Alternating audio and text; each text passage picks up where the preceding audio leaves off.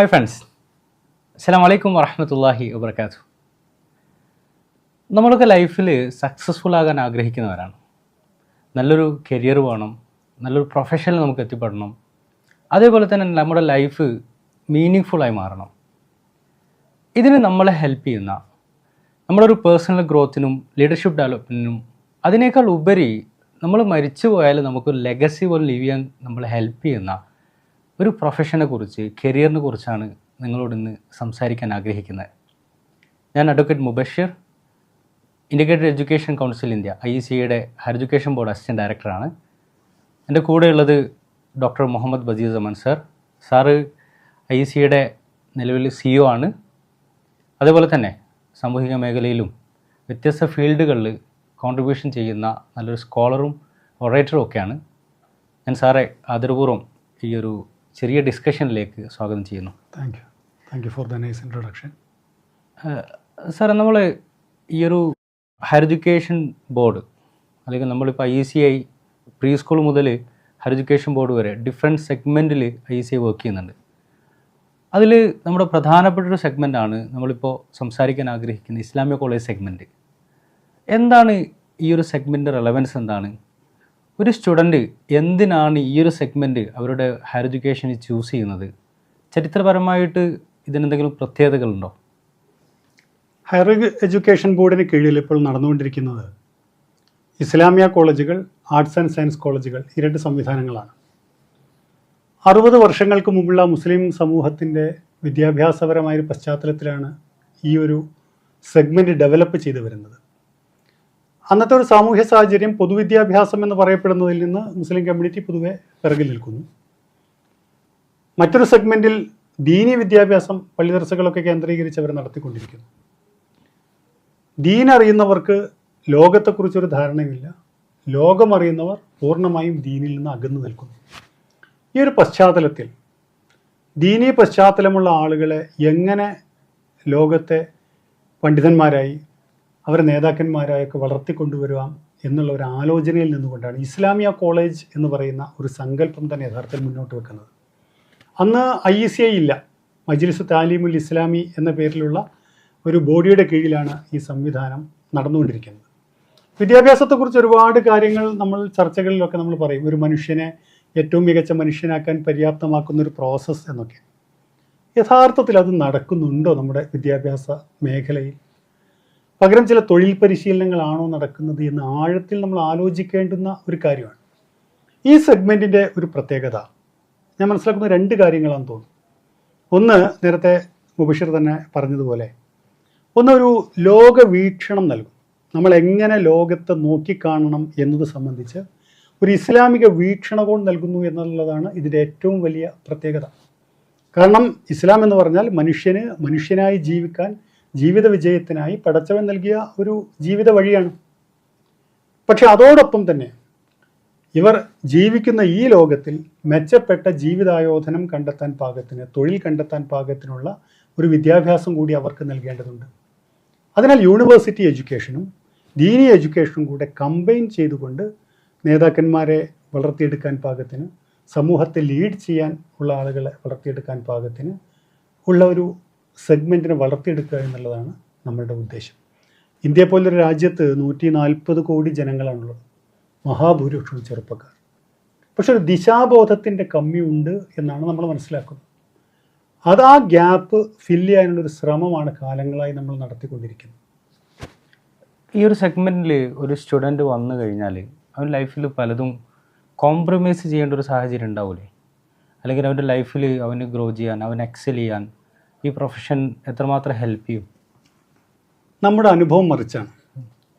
സാധാരണയായി എന്തിനാണ് ഒരാൾ കോളേജിൽ പോകുന്നതെന്ന് ചോദിച്ചു കഴിഞ്ഞാൽ കുറച്ച് അടിച്ചു പൊളിക്കാൻ, ഇങ്ങനെ ഒരു സങ്കല്പം കോളേജിനെ കുറിച്ച് ഉണ്ടാവാറുണ്ട്.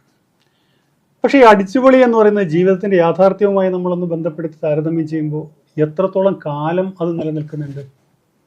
നമ്മുടെ ജീവിതത്തെ ഒരു ഗൗരവതരമായി കാണുന്ന സമയത്ത് നമുക്ക് ഓർക്കാൻ കഴിയുന്നൊരു കാര്യം, നമ്മൾ ഭയങ്കര സംഗതിയാണെന്ന് ജീവിതത്തിൽ കരുതി, ആസ്വാദ്യതകളാണെന്ന് കരുതുന്ന കാര്യങ്ങളൊക്കെ വളരെ കുറഞ്ഞ സമയത്തേക്കും കുറഞ്ഞ കാലത്തേക്കുമാണ് യഥാർത്ഥത്തിൽ അത്തരം ഒരു അറ്റൈൻമെൻറ്റ് നമുക്ക് തരുന്നത്, സാറ്റിസ്ഫാക്ഷൻ നമുക്ക് തരുന്നത്. അതേസമയം ജീവിതം എന്ന് പറഞ്ഞാൽ ഇങ്ങനെ മുന്നോട്ട് പോയിക്കൊണ്ടിരിക്കുകയാണ്. ജീവിതത്തിൻ്റെ ഓരോ ഘട്ടത്തിലും ഈ ആനന്ദം, ആഹ്ലാദം നിലനിർത്താൻ നമ്മൾക്ക് സാധ്യമാകണമെന്നുണ്ടെങ്കിൽ ജീവിതത്തെ സംബന്ധിച്ച്, ലോകത്തെ നമ്മൾ നോക്കിക്കാണുന്നത് സംബന്ധിച്ച് ഒരു വീക്ഷണകോണം ആവശ്യമാണ്. അതാണ് യഥാർത്ഥത്തിൽ ഇസ്ലാം പ്രൊവൈഡ് ചെയ്യുന്നത്. ഇസ്ലാമിൻ്റെ ഒരു പ്രത്യേകത, സൗന്ദര്യം നമുക്കറിയാലോ. അത് മനുഷ്യൻ്റെ എല്ലാ ഭൗതികമായ ആവശ്യങ്ങളെയും അത് പരിഗണിക്കുന്നുണ്ട്. പക്ഷേ ഉത്തരവാദിത്ത ബോധമുള്ളവനായിരിക്കും. അല്ലാതെ എൻ്റെ ഇഷ്ടത്തിന് ഞാനെല്ലാം അങ്ങ് ചെയ്യുക, എൻ്റെ ശരീരം എൻ്റെ അവകാശം എന്നൊക്കെ പറയുന്ന ഒരു രീതി ഉണ്ടല്ലോ, അതല്ല. ജീവിതത്തിൽ എല്ലാ കാര്യങ്ങളും നമുക്ക് പടച്ചവൻ തന്നതാണ്. ആ ഒരു റെസ്പോൺസിബിലിറ്റിയിൽ നിന്നുകൊണ്ട് ഈ പ്രപഞ്ചത്തിലെ ഭൂമി എന്ന് പറയുന്ന അംശത്തിലെ പൗരനാണ് ഞാൻ. അത് രാജ്യത്തിൻ്റെ ഒരു കോണ്ടെക്സ്റ്റിൽ വരുമ്പോൾ ഇന്ത്യ എന്ന് പറയുന്ന ഈ ഒരു വലിയ രാജ്യത്തിലെ, ഇത്രയും ജനസംഖ്യമുള്ള രാജ്യത്തിലെ ഉത്തരവാദിത്ത ബോധമുള്ള പൗരനാണ് ഞാൻ. ഈ രീതിയിൽ നമ്മൾക്ക് ബാക്കിയുള്ള ആളുകളോട് ഇടപഴകാൻ കഴിയണമെന്നുണ്ടെങ്കിൽ ഇസ്ലാമികമായ വീക്ഷണകോണം അത്യാവശ്യമാണ്. പ്രപഞ്ചം മുഴുവൻ അള്ളാഹുവിൻ്റെത്. ആ അള്ളാഹു പടച്ച ഒരു കാര്യങ്ങൾ എന്നുള്ളതൊക്കെ നമ്മൾ ഓരോരുത്തരോടും നമ്മൾ ബന്ധപ്പെടും. മുഴുവൻ മനുഷ്യരും ഏകപിതാവിൻ്റെയും മാതാവിൻ്റെയും മക്കൾ. ആ ഒരു സങ്കല്പത്തെക്കുറിച്ച് ആലോചിച്ചു. അതിൽ നിന്നുകൊണ്ട് ഭൗതികമെന്ന് നമ്മൾ വിചാരിക്കുന്ന അടിച്ചുപൊളികളൊക്കെ ആയിക്കൊണ്ട് തന്നെ, പക്ഷേ of course within A frame work, ഇസ്ലാമിൻ്റെ അതിരടയാളങ്ങളിൽ നിന്നുകൊണ്ട് ജീവിതത്തെ എത്രയും എൻജോയ് ചെയ്യാൻ പറ്റും. അതിനാൽ ഒരു ലൈഫിൻ്റെ ലോങ് ടേം ഗോളാണോ ഷോർട്ട് ടൈം ഗോളാണോ നിങ്ങൾ പരിഗണിക്കുന്നത് എന്നുള്ളതിനനുസരിച്ചാണ് ഈ ചോദ്യത്തിന് ഉത്തരം. ഷോർട്ട് ടൈം ഗോൾ നോക്കുകയാണെങ്കിൽ ഓക്കെ, പക്ഷേ ലോങ് ടേം ഗോൾ, അനന്തമായ ജീവിതത്തിലെ വിജയം, ഈ ലോകത്ത് തന്നെയും എല്ലാ കാലത്തും നമുക്ക് സന്തോഷകരമായ ജീവിതം, ഇത് ഈ സെഗ്മെൻറ്റിലൂടെ പോകുന്ന വഴി നമുക്കുണ്ടാവും. അതെ, അതേപോലെ തന്നെ നമ്മുടെ പഠനത്തോടൊപ്പം ഇപ്പോൾ നമുക്ക് IC നടത്തുന്ന സ്ഥാപനങ്ങളിൽ അതിൽ നടക്കുന്ന കോഴ്സുകൾ, 2 തരം കോഴ്സുകളുണ്ടല്ലോ. അതായത് ഒരു വശത്ത് ഇസ്ലാമിക് ദീനി വിദ്യാഭ്യാസത്തിൽ അവർക്ക് ഡിഗ്രി കിട്ടുന്നുണ്ട്, അവർക്ക് സർട്ടിഫിക്കേഷൻ കിട്ടുന്നുണ്ട്. അതേ സമയം തന്നെ അവർക്ക് നേരത്തെ നമ്മൾ സൂചിപ്പിക്കുന്ന അങ്ങനെ ഒരു വേർതിരിവ് തന്നെ ഒരു ക്വസ്റ്റ്യൻ അങ്ങനെ വേണമെന്നുള്ളത് ഭൗതിക വിദ്യാഭ്യാസം പറയാൻ സൗകര്യത്തിന് അങ്ങനെ പറയേണ്ടി വരുന്നു. ഞാൻ പെട്ടെന്ന് ഓർമ്മ വന്നത് ഇപ്പോൾ ആദ്യ ലോകത്തെ oldest university in the world എന്ന് പറയുന്ന ഫാത്തിമ ഫെഹ്രിയുടെ ആ യൂണിവേഴ്സിറ്റിയിൽ അൽ ഖറവിയൂൻ, ഇബിൻ റുഷ്ദും ഇബിൻ ഖൽദൂനെ പോലെയുള്ള പ്രശസ്ത ആളുകളൊക്കെ ഈ 2 കോഴ്സും ഇൻ്റഗ്രേറ്റഡ് കോഴ്സ് കഴിഞ്ഞ ആളുകളാണ് ലോകത്തെ യഥാർത്ഥത്തിൽ ഇന്ന് ദിശാബോധം നൽകിയ ആളുകളിൽ നിന്ന് മനസ്സിലാവുന്നത്. അങ്ങനെ നോക്കുമ്പോൾ IECയുടെ കോളേജിൽ വരുമ്പോൾ ഈ 2 ഡിഗ്രികളും ഒരേ സമയം ഒരു വർഷം പോലും മിസ്സാവാതെ എന്ത് ചെയ്യുന്നു, കുട്ടികൾക്ക് ലഭിക്കുന്നു. പിന്നെ അവരുടെ ലൈഫിൽ എനിക്ക് ഫീൽ ചെയ്തൊരു കാര്യം പറയാം. ഞാൻ ഇസ്ലാമിക് കോളേജ് സെഗ്മെൻറ്റിൽ എത്തുന്നതിന് മുമ്പ് ഒരു സദസ്സിൽ എഴുന്നേറ്റ് സംസാരിച്ചിരുന്നില്ല, ചോദ്യങ്ങൾ ചോദിക്കാൻ മടിയായിരുന്നു. യഥാർത്ഥത്തിൽ ഈ സ്കില്ലൊക്കെ പിന്നീട് ഇസ്ലാമിക് കോളേജ് സെഗ്മെൻറ്റിലൂടെ കടന്നുപോയപ്പോൾ ഓട്ടോമാറ്റിക്കലി ഡെവലപ്പ് ചെയ്തതാണ്. ഇങ്ങനെ പേഴ്സണൽ ഗ്രോത്ത്, ഇങ്ങനെ ഈ ഒരു അർത്ഥത്തിലുള്ള വളർച്ച എത്രത്തോളം ഈ സെഗ്മെൻറ്റിലൂടെ നടക്കുന്ന സാറുടെ ഒരു അത് വളരെ നന്നായി നടക്കുന്നു എന്നുള്ളതിന് തെളിവാണല്ലോ കഴിഞ്ഞ 60 വർഷത്തിനുള്ളിൽ ഈ ഒരു സെഗ്മെൻറ്റിലൂടെ പുറത്തു വന്ന ആളുകൾ ലോകത്തിൻ്റെ വിവിധ ഭാഗങ്ങളിൽ ലീഡർഷിപ്പ് റോളുകൾ, വലിയ വലിയ പണ്ഡിതന്മാരായി വലിയ വലിയ അക്കാദമികളിൽ, ഇൻസ്റ്റിറ്റ്യൂട്ടുകളിലൊക്കെ അവർക്ക് ഉന്നതമായ ഉത്തരവാദിത്തങ്ങൾ നിർവഹിക്കാൻ കഴിയുന്നത് എന്തുകൊണ്ടാണ്? നമ്മുടെ ഒരു ടെർഷ്യറി എഡ്യൂക്കേഷൻ എന്ന് പറയുന്ന ഉന്നത വിദ്യാഭ്യാസത്തിൽ സാധാരണ കോളേജുകളിൽ എത്രത്തോളം പഠനം ഗൗരവതരമായി നടക്കുന്നുണ്ട്? ശരിയാണ്, വിദ്യാഭ്യാസം എന്ന് പറഞ്ഞാൽ വെറും പഠനം മാത്രമല്ല. അതുപോലെ വിദ്യാർത്ഥികളുടെ വളർച്ചയ്ക്ക് ഒരു 1-to-1 അറ്റൻഷൻ എത്രത്തോളം കിട്ടുന്നുണ്ട്? നമ്മുടെ ഇസ്ലാമിയ കോളേജ് സെഗ്മെൻറ്റിൽ അത് കിട്ടുന്നു എന്നുള്ളതിന് തെളിവാണ് ഞാൻ നേരത്തെ പറഞ്ഞതുപോലെ കഴിഞ്ഞ കാലത്ത് ധാരാളം നല്ല നല്ല പ്രൊഡക്റ്റുകൾ. ഇപ്പോൾ തന്നെ കേരളത്തിൻ്റെ സാമൂഹ്യ സാംസ്കാരിക മാധ്യമ രംഗം നമ്മൾ പരിശോധിച്ച് കഴിഞ്ഞാൽ നമുക്ക് ഇങ്ങനെയുള്ള ആളുകളെ, ഇസ്ലാമിക കോളേജ് പ്രൊഡക്റ്റുകളെ കാണാൻ കഴിയുന്നുണ്ട്. പക്ഷേ തീർച്ചയായും അവിടെ ഒന്ന് ലാക്ക് ചെയ്യുന്നുണ്ട്. അപ്പോൾ സയൻസുമായി ബന്ധപ്പെട്ട മേഖലയിൽ ഇത്തരം സെഗ്മെൻറ്റുകളിൽ പഠിച്ച ഇസ്ലാമിക കോളേജിൽ പഠിച്ച ആളുകളെ നമുക്ക് അധികമായി കാണാൻ പറ്റുന്നില്ല. അതൊരു പ്രശ്നമായി നമ്മൾ തിരിച്ചറിഞ്ഞിരിക്കുകയാണ്. അതുകൊണ്ടാണ് അടുത്ത വർഷങ്ങളിലായി നേരത്തെ നമ്മൾ ഈ ഹ്യൂമാനിറ്റീസ് സെഗ്മെൻറ്റ് മാത്രമായിരുന്നു. പിന്നീട് കുറേ കഴിഞ്ഞപ്പോൾ ഒരു 15 വർഷങ്ങൾക്ക് മുമ്പ് നമ്മൾ കൊമേഴ്സ് കൂടി നമ്മൾ ഇതിൽ ഉൾപ്പെടുത്തി. ഇപ്പോൾ പടച്ചവൻ്റെ അനുഗ്രഹത്താൽ നമുക്ക് സയൻസ് സബ്ജക്റ്റുകൾ കൂടി ഉൾപ്പെടുത്തിക്കൊണ്ട് നമ്മളിത് ഡെവലപ്പ് ചെയ്യാൻ തീരുമാനിക്കുന്നുണ്ട്. കാരണം സയൻസിൽ ഇൻസ്റ്റിങ്ക്റ്റ് ഉള്ള ഒരാൾക്ക് ഇസ്ലാം പഠിക്കണമെന്നുണ്ടെങ്കിൽ അയാൾക്കൊരു അവന്യൂ കിട്ടിയേ പറ്റൂ. ഇൻഷാ അല്ലാഹ് അത് അതിൻ്റെ അടുത്തൊരു ലെവലിലേക്ക് നമ്മൾ എത്തിക്കണം. നിലവിൽ +2 ലെവലിൽ സയൻസ് സ്ട്രീം നിലവിൽ ICയുടെ കോഴ്സുകൾ ഉണ്ടല്ലോ, അത് വളരെ വിജയകരമായിട്ട് നടക്കുന്നു. നമുക്ക് ഫീൽ ചെയ്യുന്നത് അതിൽ വരുന്ന സ്റ്റുഡൻസ് സയൻസ് പഠിക്കുന്നതോടൊപ്പം തന്നെ ഇസ്ലാമിക് എഡ്യൂക്കേഷനിൽ നന്നായിട്ട് പെർഫോം ചെയ്യാൻ കഴിയുന്ന കുട്ടികളുണ്ട്. അപ്പോൾ നമ്മൾ ഒരു കുറച്ചും കൂടി ഹയർ എഡ്യൂക്കേഷനിൽ കൂടി അവർ സ്റ്റെപ്പ് എടുക്കാൻ ആഗ്രഹിക്കുന്നുണ്ട്. പിന്നെ അതേപോലെ തന്നെ IC നടത്തുന്ന പ്രോഗ്രാമുകൾ, വ്യത്യസ്തമായിട്ടുള്ള പ്രോഗ്രാമുകൾ ICയുടെ അണ്ടറിലുള്ള പഠിക്കുന്ന കുട്ടികൾക്ക് വേണ്ടിയിട്ട് നമ്മൾ നടത്തിയ ചില പ്രോഗ്രാമുകളുണ്ട്. ഇപ്പോൾ ഷഗുഫ്ത, കോളേജ് ഫെസ്റ്റ്, ഇല്ലുമൈൻ, ഈ പ്രോഗ്രാമുകൾ നടത്തിയപ്പോൾ ഈ സ്ട്രീമിലെ കുട്ടികളെ കുറിച്ച് സാറിനുണ്ടായ ഒരു എക്സ്പീരിയൻസ് എന്താണ്? വളരെ വലിയ ഒരു അവരിൽ എൻ്റെ വിശ്വാസം ധാരാളമായി വർദ്ധിക്കുകയാണ് ചെയ്തത്. ഞാൻ നേരത്തെ പറഞ്ഞല്ലോ, സാധാരണ ആളുകൾ പറയും പൊതുവേ മാർക്ക് കുറഞ്ഞ കുട്ടികൾ ഈ സ്ട്രീമിലേക്ക് വരുന്നു എന്നാണ് വിചാരിക്കുക. ഞാൻ പറഞ്ഞല്ലോ, മാർക്ക് കുറഞ്ഞ എന്ന് പറയുന്ന കാറ്റഗറിയെ പോലും അംഗീകരിക്കാത്ത ഒരാളാണ് ഞാൻ. കാരണം അത് നേരത്തെ അവർക്ക് പ്രൊവൈഡ് ചെയ്യപ്പെട്ടൊരു സാഹചര്യത്തിൽ സംഭവിച്ചതാണ്. നിങ്ങൾ അവർക്ക് മെച്ചപ്പെട്ടൊരു വിദ്യാഭ്യാസത്തിൻ്റെ ഒരു സംവിധാനം അവരുടെ മുന്നിൽ കൊണ്ടുവന്ന് വെച്ച് കഴിഞ്ഞാൽ അവർക്ക് നല്ല രീതിയിൽ അവർക്ക് പെർഫോം ചെയ്യാൻ പറ്റും. ISCIയുടെ ഈ ഹയർ എഡ്യൂക്കേഷൻ ബോർഡ് ഇസ്ലാമിയ കോളേജുകളിൽ നടത്തുന്ന കോഴ്സിൻ്റെ ഒരു വലിയൊരു പ്രത്യേകത എന്താണെന്ന് വെച്ച് കഴിഞ്ഞാൽ കോ കരിക്കുലർ ആക്ടിവിറ്റീസ് അത് കൊടുക്കുന്ന ഒരു പ്രാധാന്യമാണ്. കോ കരിക്കുലർ എന്ന് പറയുമ്പോൾ, അല്ലെങ്കിൽ കുട്ടികളുടെ പാഠ്യേതര പ്രവർത്തനങ്ങൾ എന്ന് പറയുമ്പോൾ, സാധാരണ നമ്മുടെ സെക്യുലർ എഡ്യൂക്കേഷൻ സ്ട്രീമിൽ അതിനെ സംബന്ധിച്ചൊരു സങ്കല്പമുണ്ട്. നമ്മെ സംബന്ധിച്ചൊരു ചലഞ്ച് എന്താ വെച്ച് കഴിഞ്ഞാൽ ഇസ്ലാമികമായ കോണ്ടെക്സ്റ്റിൽ എങ്ങനെ ഇത്തരം സംവിധാനങ്ങൾ ഒരുക്കാൻ കഴിയും എന്നുള്ളതാണ്. അതിനാൽ അതിൽ അൽഹംദുലില്ലാ ഇതുവരെ നമ്മൾ ശ്രമിച്ച് ആൺകുട്ടികൾക്കും പെൺകുട്ടികൾക്കും അവരുടേതായ പരിസരത്ത് നിന്നുകൊണ്ട് ഏറ്റവും മികച്ച രീതിയിൽ അവരുടെ ആർട്ടിസ്റ്റിക് പെർഫോമൻസ് പ്രദർശിപ്പിക്കാനുള്ള വേദി ഒരുക്കാൻ കഴിയുന്നു എന്നുള്ളത്. മുബഷിറിനെ അറിയുന്നുണ്ടാവും, നമ്മൾ ഫറൂഖിൽ 1.5 വർഷം മുമ്പ് നടത്തിയ ഷഗുഫ്ത പ്രോഗ്രാം എന്ന് പറഞ്ഞാൽ ഒരു നേരത്തെ നടത്തിക്കൊണ്ടിരിക്കുന്ന മജ്ലിസ് ഫെസ്റ്റ് എന്ന പേരിൽ നടത്തിക്കൊണ്ടിരിക്കുന്ന പരിപാടികളുടെ ഒരു തുടർച്ചയിലാണ്. അതുപോലെ നമ്മൾ പ്രവാചകന്റെ ജീവിതത്തെ ആധാരമാക്കി ഇല്ലുമൈൻ, യാസർ ഖാലിയുടെ സീറ പരമ്പരയെ ആധാരമാക്കി നമ്മൾ നടത്തി. ഇംഗ്ലീഷിലുള്ള ഒരു പരമ്പര, പ്രത്യേകിച്ചും ഒരു ഓഡിയോ സീരീസ്, കുട്ടികൾ അത് 105 എപ്പിസോഡ് കേട്ട് കുട്ടികൾ മത്സരത്തിൽ പങ്കെടുക്കുക. ഈ ഒരു ഐഡിയ പറഞ്ഞു കഴിഞ്ഞപ്പോൾ പലരും ഒബ്ജക്റ്റ് ചെയ്തു. പക്ഷേ നമ്മളതിൽ ചേർന്ന നിർബന്ധ ബുദ്ധി നമ്മൾ കാണിച്ചുകൊണ്ട് ആ പരിപാടി നടന്നു കഴിഞ്ഞപ്പോൾ എല്ലാവർക്കും മനസ്സിലായി നമ്മൾ വിചാരിക്കുന്ന പോലെ നമ്മുടെ ചില നോഷൻസ് ഉണ്ട് കുട്ടികളെ സംബന്ധിച്ച്. എന്ന് പറഞ്ഞാൽ അവർക്ക് ദീനീ പഠനത്തിൽ വേണ്ട അത്ര താല്പര്യം അവർക്കില്ല, അവർക്ക് വെറും സോക്കോൾഡ് അടിപൊളിയിലാണ് താല്പര്യം എന്നൊക്കെയുള്ള രീതിയിലുള്ള നമ്മുടെ ചില നോഷൻസ് ഉണ്ട്. ആ നോഷൻസ് പലതും തെറ്റാണ്, അല്ലെങ്കിൽ അതൊരു ഡാറ്റയുടെ പിൻബലമില്ലാത്തതാണ് എന്നെങ്കിലും നമുക്ക് കഴിഞ്ഞ വർഷങ്ങളിലെ പ്രവർത്തനങ്ങൾ കൊണ്ട് നമുക്ക് തെളിയിക്കാൻ കഴിഞ്ഞിട്ടുണ്ട്. അതേപോലെ തന്നെ നമ്മൾ നടത്തിയ സ്പോർട്സ് പ്രോഗ്രാം, പെൺകുട്ടികൾക്ക് കബഡി, ബാഡ്മിൻ്റൺ, ചെസ്സ്, ആൺകുട്ടികൾക്ക് വേണ്ടി ഫുട്ബോൾ ടൂർണമെൻറ്റുകൾ നമ്മൾ നടത്തിയിട്ടുണ്ട്. ISC ഡയറക്റ്റ് നടത്തുന്ന വ്യത്യസ്ത പ്രോഗ്രാമുകളോടൊപ്പം ഓരോ കോളേജുകളിലും നിരന്തരമായിട്ട് ആർട്സ് ആൻഡ് സ്പോർട്സ് പ്രോഗ്രാമുകൾ വ്യത്യസ്തമായിട്ട് അങ്ങനെ നടക്കുന്നുണ്ട്. അതിലൊക്കെ നല്ലൊരു പെർഫോമൻസാണ് കുട്ടികളുടെ. അതേപോലെ തന്നെ creative writing workshop, calligraphy workshop, ഇങ്ങനെ ഡിഫറെൻറ്റ്. അതായത് ഒരു സ്റ്റുഡൻറ്റ് ഈ സ്ട്രീമിലൂടെ കടന്നു പോകുമ്പോൾ ഇത്രമാത്രം അനുഭവങ്ങൾ ആ കുട്ടിക്ക് ലഭിക്കുന്നുണ്ട്. പ്രത്യേകിച്ച് കോളേജിൽ നടക്കുന്ന സാഹിത്യ സമാജങ്ങൾ യഥാർത്ഥത്തിൽ ഈ സ്ട്രീമിൽ എത്തിപ്പെടാത്ത ആളെ സംബന്ധിച്ചിടത്തോളം ഒരു ഭയങ്കര മിസ്സിങ് ആയിട്ടാണ് നമുക്ക് ഫീൽ ചെയ്യുന്നത്, അല്ലേ ഈ ഒരു സെഗ്മെൻറ്റിനെ കുറിച്ച്? പിന്നെ കോഴ്സുകളുമായി ബന്ധപ്പെട്ട് കരിയർ ആളുകളുടെ കോൺഷ്യസ് ആയ ഒരു കാലത്ത് നമ്മൾ ജീവിക്കുന്നത്. ഇപ്പം ഹ്യൂമാനിറ്റീസ്, കൊമേഴ്സ്, സയൻസ് ഇപ്പോൾ നമ്മുടെ സ്ട്രീമിൽ +1 +2 ഡിഗ്രിയിൽ നിലവിലുള്ള കോഴ്സുകൾ. അപ്പോൾ ആളുകൾ പൊതുവെ വിചാരിക്കുക BA കോഴ്സുകൾ മാത്രം. അതിൽ തന്നെ ഡിഫറെൻറ്റ് ഓപ്ഷൻസ് നമുക്കുണ്ടല്ലോ, അല്ലേ? അതിലിപ്പം നമുക്ക് BA കോഴ്സുകൾ, BA അറബിക്ക്, സോഷ്യോളജി, അതേപോലെ തന്നെ BA സൈക്കോളജി, ബികോം വിത്ത് ഫൈനാൻസ്, ടാക്സേഷൻ, ഈവൻ നമ്മൾ CMA ഇൻ്റഗ്രേറ്റ് ചെയ്തുള്ള കോഴ്സ് പോലും നമ്മുടെ ഇസ്ലാമിക കോളേജ് സെഗ്മെൻറ്റിൽ നമ്മൾ ഈ വർഷം സ്റ്റാർട്ട് ചെയ്യുന്നുണ്ട്. ഇനി ഭാവിയിൽ നമ്മൾ സയൻസ് കോഴ്സുകളെ കുറിച്ച് നമ്മൾ എന്ത് ചെയ്യുന്നുണ്ട്, ആലോചിക്കുന്നുണ്ട്. അപ്പോൾ ഈ ഒരു സ്ട്രീമിൽ വന്നാൽ ഒരു കുട്ടിക്ക്, ഞാൻ ചോദിക്കുന്നത്, ഒരു കുട്ടിക്ക് വേറൊരു സ്ട്രീമിൽ പോകാതെ ഈ സ്ട്രീമിൽ വന്നാൽ അവർക്ക് എന്തെങ്കിലും മിസ്സാകുന്നുണ്ടോ, ഇങ്ങനെ അഡ്വാൻറ്റേജ് ലഭിക്കുകയല്ലാതെ? നമ്മൾ ISCIയുടെ ഈ ഇസ്ലാമിക കോളേജ് പ്രോഗ്രാമുകൾ ഡിസൈൻ ചെയ്യുമ്പോൾ നമ്മളുടെ മനസ്സിലുള്ളൊരു കാര്യം, ഒരു കുട്ടിക്ക് ഒരു ക്യാമ്പസ് ലൈഫ് മിസ്സാവരുത്. ക്യാമ്പസിൽ കിട്ടുന്ന അനുഭവങ്ങൾ കുട്ടിക്ക് പകർന്നു കൊടുക്കാൻ കഴിയണം. ഒരു പക്ഷേ ഒരു ടിപ്പിക്കൽ ക്യാമ്പസിൽ കിട്ടുന്നതിനേക്കാൾ കൂടിയ അളവിൽ അവരുടെ വ്യക്തിത്വ വികാസത്തിന് ആവശ്യമായ രീതിയിൽ പ്രോഗ്രാമുകൾ അവർക്ക് നടത്താൻ പറ്റണം. പക്ഷേ കണ്ടീഷൻസ് അപ്ലൈ.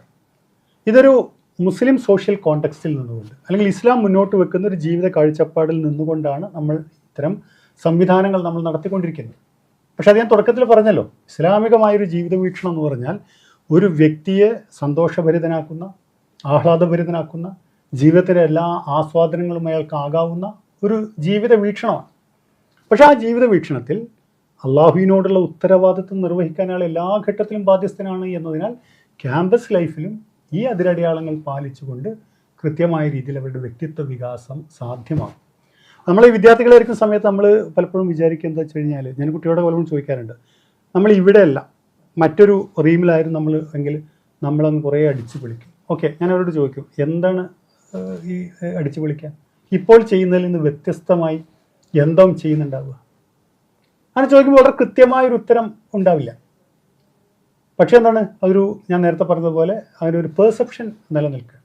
അതിനാൽ അത്തരമൊരു ഭയങ്ങൾക്കോ ആശങ്കകൾക്കോ ഒന്നും സ്ഥാനമില്ല. മാത്രമല്ല, കഴിഞ്ഞ വർഷം മുതൽ നമ്മൾ വളരെ കൃത്യമായി ഒരു ക്യാമ്പസ് അറ്റ്മോസ്ഫിയർ, ഒരു ക്ലാസ് റൂം എക്സ്പീരിയൻസ്, അവിടെ ഈ പുതിയ ഡിജിറ്റൽ കാലത്ത് കുട്ടികൾക്ക് വേണ്ട ഫെസിലിറ്റീസ്, ആൺകുട്ടികൾക്കും പെൺകുട്ടികൾക്കും അവരവരുടെ മേഖലകളിൽ ഏറ്റവും മികച്ച രീതിയിൽ അവരുടെ ആർട്ടിസ്റ്റിക് പെർഫോമൻസ്, അവരുടെ സ്പോർട്സിലുള്ള അവരുടെ കഴിവുകൾ, ഇതൊക്കെ ഡെവലപ്പ് ചെയ്യാനുള്ള ഒരു പ്ലാനിങ്ങുകൾ നമ്മൾ നടത്തി അത് കുറേ ഇംപ്ലിമെൻറ്റ് ചെയ്തു.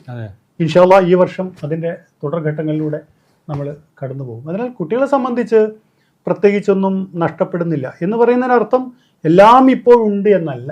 പക്ഷേ തീർച്ചയായും അത്തരമൊരു എക്സ്പീരിയൻസ് കൊടുത്തുകൊണ്ട് അവരെ ലോകത്തിലെ ഏറ്റവും മികച്ച ഒരു സ്ഥലത്തേക്ക് എത്തിക്കാൻ നമ്മൾ ഉദ്ദേശിക്കുന്നു എന്നുള്ളതാണ്.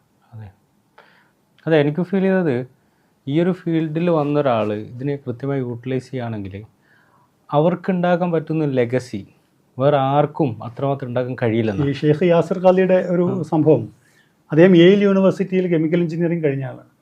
അപ്പോൾ അദ്ദേഹം പറയുന്നുണ്ട്, പിന്നീട് അദ്ദേഹം ദീനീ പഠനത്തിന് പോകുന്ന ഒരവസ്ഥയും അന്ന് തീരുമാനമെടുക്കുന്നതൊക്കെ. അദ്ദേഹം പറയാണ്, ഞാൻ അന്ന് യെയിലിൽ നിന്ന് കെമിക്കൽ എഞ്ചിനീയറിംഗ് കഴിഞ്ഞ് ഇപ്പോൾ ഞാൻ എൻ്റെ പ്രായം കൊണ്ട് എത്തുന്ന ജോലിയിലെത്തിയാൽ എനിക്ക് കിട്ടുന്ന ശമ്പളം ആലോചിക്കുക. ഞാൻ പിന്നീട് മദീന യൂണിവേഴ്സിറ്റിയിലൊക്കെ പഠിച്ച് വീണ്ടും യെയിലിൽ വന്ന് PhD ഒക്കെ ചെയ്തതിന് ശേഷം എനിക്ക് കിട്ടുന്ന ഇപ്പോൾ കിട്ടിക്കൊണ്ടിരിക്കുന്ന വരുമാനം നോക്കി കഴിഞ്ഞാൽ ഒട്ടും അത് കുറവല്ല, അല്ലെങ്കിൽ അതിനേക്കാൾ കൂടുതലാണ്. അപ്പോൾ അതിൻ്റെ ഒരു എന്താ പറയുക, ദീൻ പഠിക്കാൻ പോയി കഴിഞ്ഞാൽ ഇവിടെ ആകെ പ്രശ്നമാവും എന്നുള്ളൊരു ഭയപ്പാടിനെ ഉപരി വേറൊരു രീതിയിൽ അഡ്രസ്സ് ചെയ്യാണ്. പക്ഷേ ഞാൻ പറയുന്നത് ഭൗതികമായ ഒരുപാട് കാര്യങ്ങളെക്കുറിച്ചല്ല, ലൈഫിനെ കുറിച്ചുള്ള ഒരു കൃത്യമായ ഒരു വീക്ഷണം ഉണ്ടാവുക എന്നുള്ളത്.